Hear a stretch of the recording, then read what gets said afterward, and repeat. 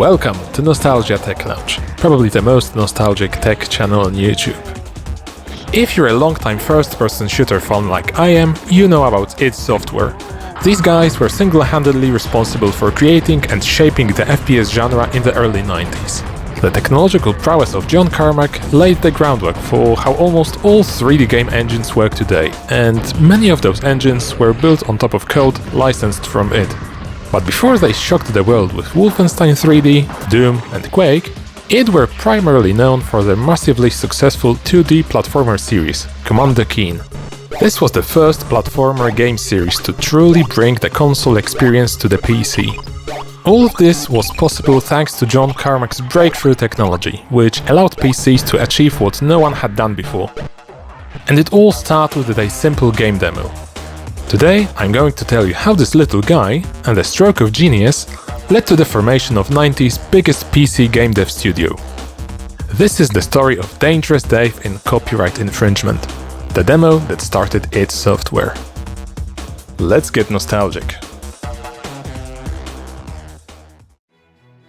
Our story begins in Shreveport, Louisiana in 1990 in a local software company called Softdisk.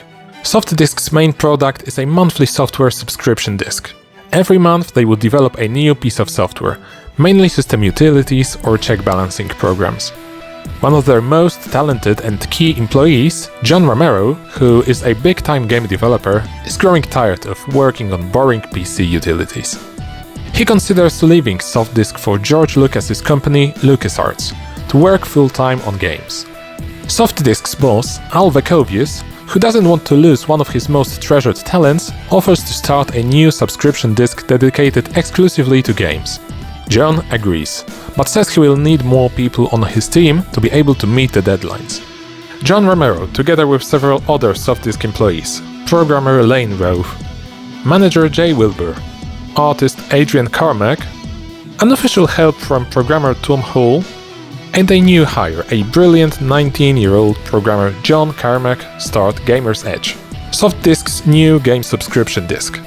Over the course of a few months, they released several titles for Softdisk, including PC ports of Carmack's and Romero's earlier Apple II titles, Catacomb and Dangerous Dave.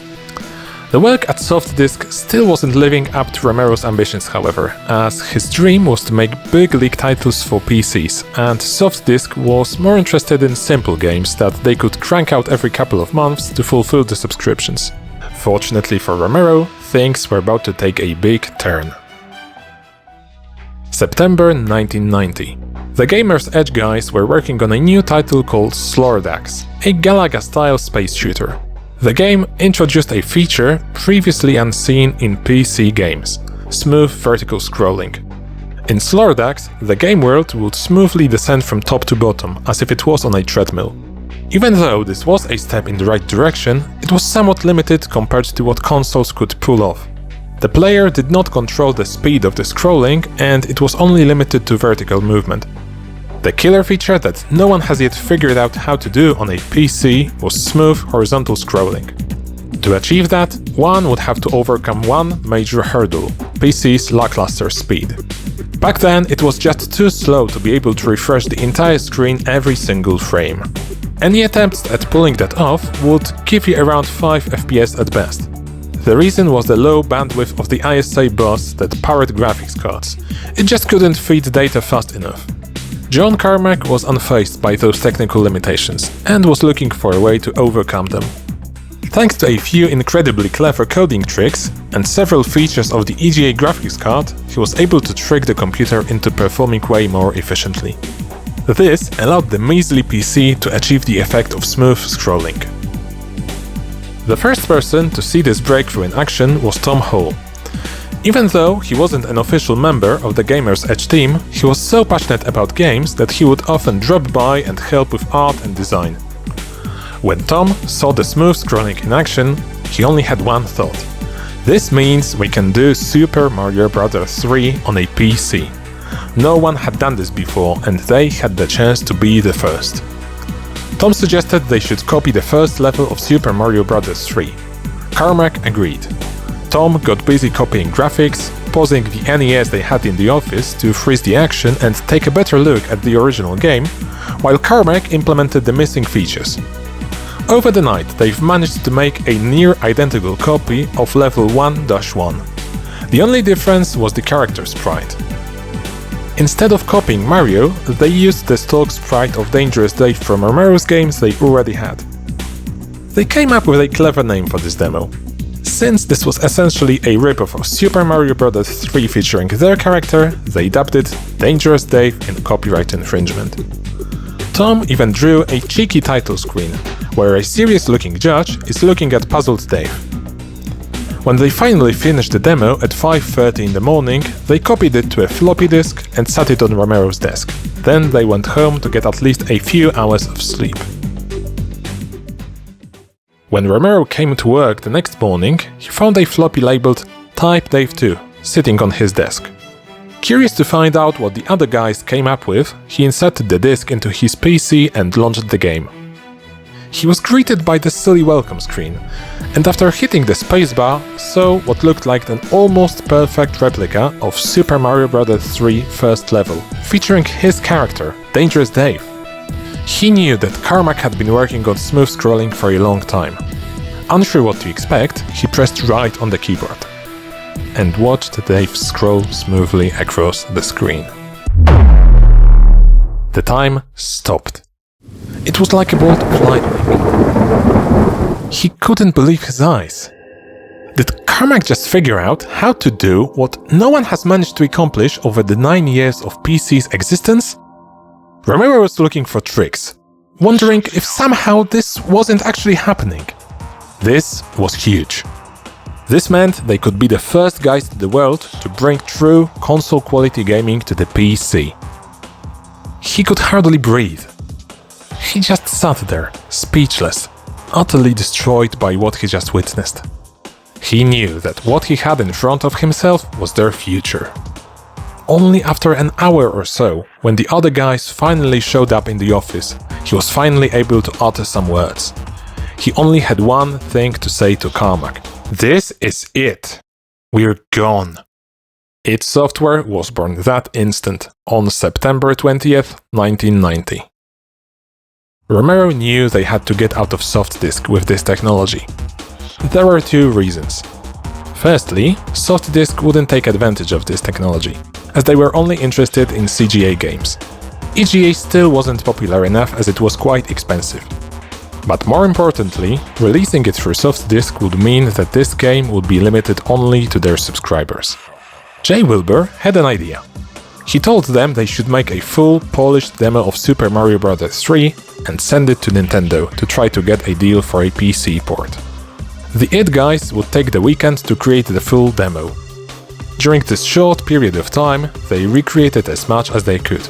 Mario himself, his ability to grow and shrink, his raccoon form with the ability to fly, the world overview, Mario's opponents, and fully working question mark blocks. An impressive amount of work for roughly 2 days. Fingers crossed they mailed the demo straight to Nintendo and waited for an answer. A few weeks later, they got a reply. Nintendo loved it and were impressed, but they wanted to keep Mario exclusive to their hardware, so basically, great work, but we're not doing it. According to a YouTube comment by Lane Rove I found under the gameplay video of the demo, Nintendo of America was blown away and gave their thumbs up, but Nintendo of Japan ultimately said no, since they didn't want any competition with the NES. It was a disappointment, but by no means it was the end. On the contrary, things were just about to get started. The id guys would later use this technology to create the award-winning Commander Keen trilogy, the first platformer of its kind on the PC. But that is a story for another day.